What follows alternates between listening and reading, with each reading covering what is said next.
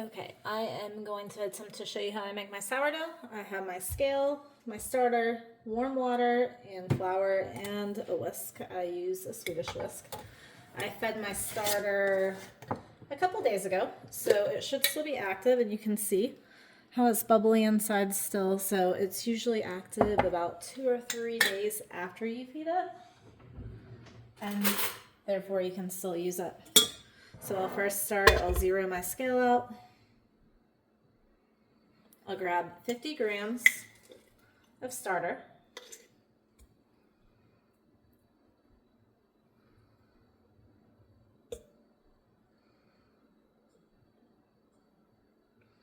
All right, 50, zero out again. And I have my water at 105 degrees. Just use any warm water, make sure it's not over 120 because it will kill your yeast. Do 350 grams of warm water. It's about 351, that's fine. Take my whisk and you'll see this mixed up. Until it pretty much dissolves or is evenly distributed. That's all mixed up. At this point, I do sprinkle some salt in, just to your liking, maybe a teaspoon or so.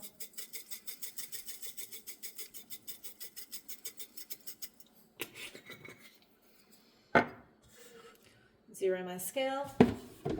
And then I use organic flour, and I will do 500 grams of this.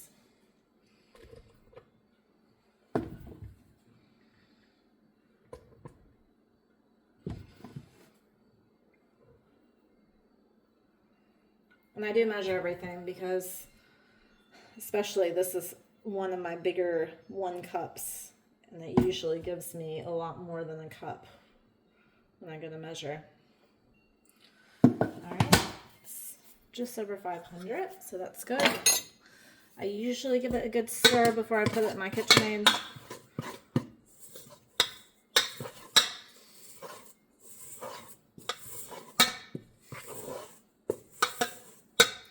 And honestly, you don't need the KitchenAid. I like to do it while I get my other stuff ready. So we'll just mix this up for a couple minutes until the flour is no longer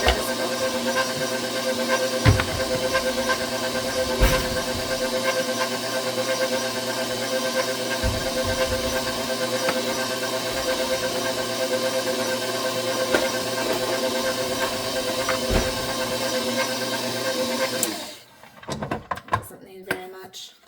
I do use avocado oil to spray in my, and I am almost out.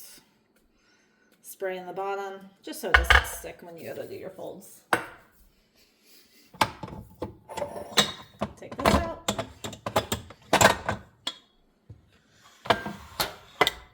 You see it's nice and mixed. Almost all the flour is incorporated.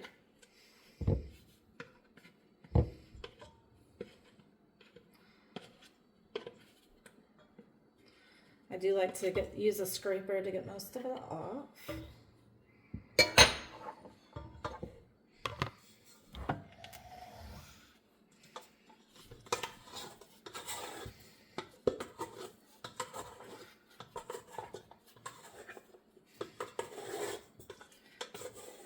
And then you'll just go dump it in your spray bowl. And honestly, you can leave it in here if you want and just put saran wrap over the top. I just like this one because I already have a lid for it. And then I will leave this for about 45 minutes and I'll come back and show you how to do folds. Okay, it's been 45 minutes, so I got my hand wet. You can still see there's a little flour on top, and then this is where you start your folds. So just grab one side, pull it up, and fold over. And usually you go about around 4 times. For the first set of folds, I usually go around until it's resisting me pulling it too much. So you can already see on the third fold, It's already resisting, so I am going to stop here at 4. And then I will cover and wait for 30 minutes. All right, it's been 30 minutes, so I will do a second set of stretch and folds. So here's 1, 2, and you can already tell it looks smoother. 3,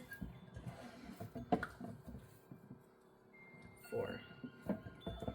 Leave it like this, cover for another 30 minutes. It's been another 30 minutes, so I will do my third set of stretch and folds. 1, 2. Mommy, I can also put this on wherever I want. 3, 4, and I will leave it for 30 more minutes. Okay, it's been another 30 minutes. I'm on to my last round, my 4th round of stretch and folds.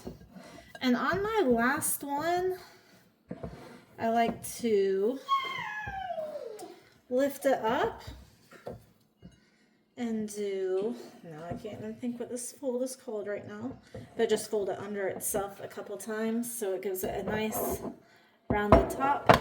Put the lid on and then place in a warm location for about around 6 hours until it doubles in size. So you'll see when I get done, it will rise almost to the top. So in that last round, those were coil folds where you just lift it up and let it go underneath itself. All right, it's been sitting in my oven about 3.5 hours, so you can tell it's almost to the top of here. Take a clean surface, sprinkle some flour down. And I did turn my oven on to get it warm before I left it in there, so it is on the warmer side. That's why it rose pretty fast. And get my hand wet so I can scoop this out pretty easily. You'll notice with a wet hand that doesn't stick to your hands. Just scoop all of this out.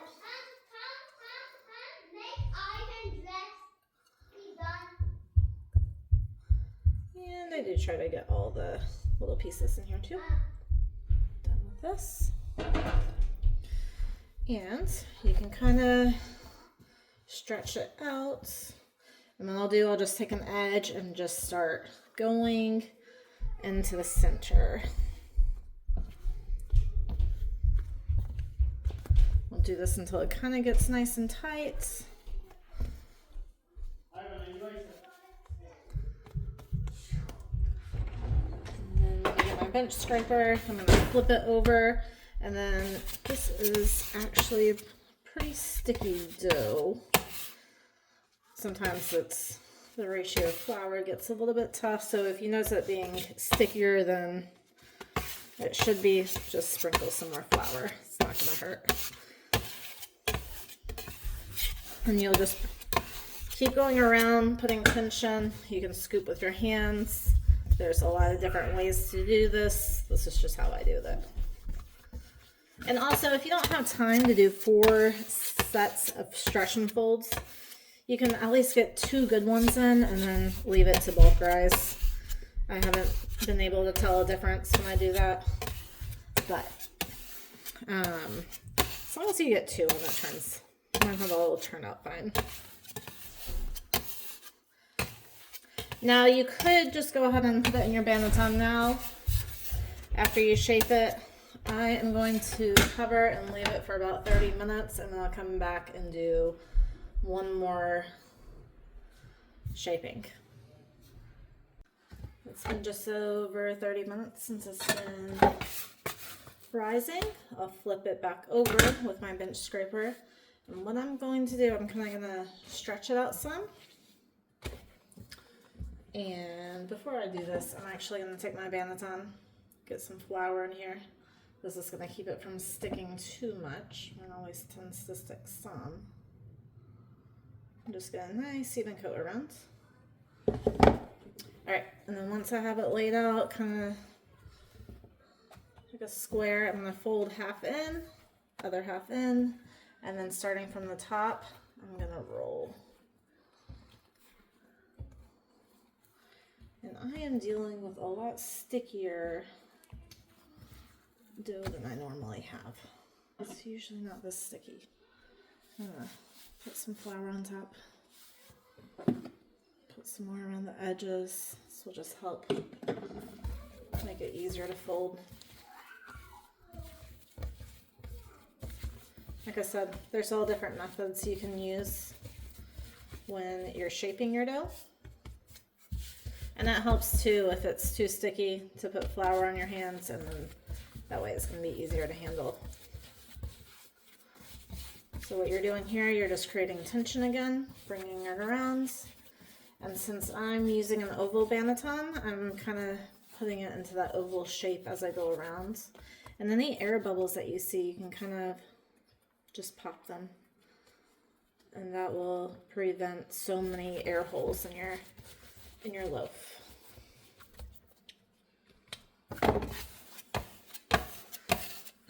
Once again, the bench scraper just creating tension. So you have a nice firm loaf. And then when I go to put it in my banneton, I'm going to flip it upside down. I'm going to actually put some more flour on top so it doesn't stick so much. I'm going to flip it. And then if you see any creases, you can kind of pinch them together to close any gaps. And otherwise, I am going to cover this and put it in my fridge for anywhere from 1 to 12 hours. So since it's almost bedtime, I'm going to leave it overnight and bake it in the morning. All right, it's about 7:30 in the morning. Just took this out of the fridge. You can tell it still rose in the fridge some. Take some crinkled parchment paper with your bread on top. And I've had my oven on at 450. It just went off. And I do leave my Dutch oven in the oven while it's preheating so that gets nice and warm. And once I get this out, I kind of work my fingers around because it does get a little stuck when it's in there overnight.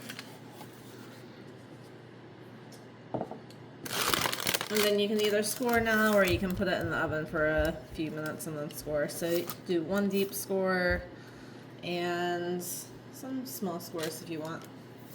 You can actually start with small scores. It's probably easier if you do that. And then you will just place in your Dutch oven for 30 minutes at 450.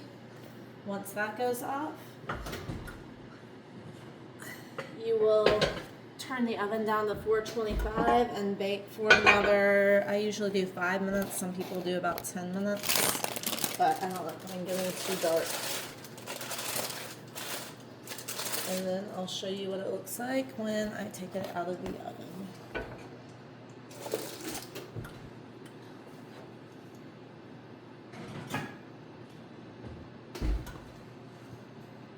It's been 30 minutes, so I will turn my oven down to 425 and I will just take the lid off and put it back in for 5 more minutes.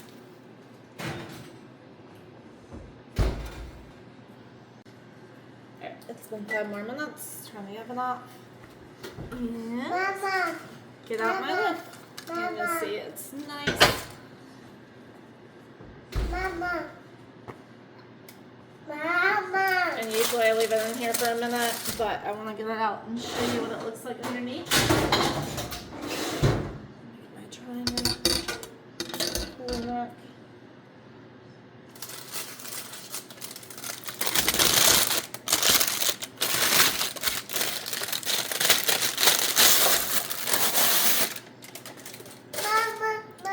And you can see it's nice and done. Mama,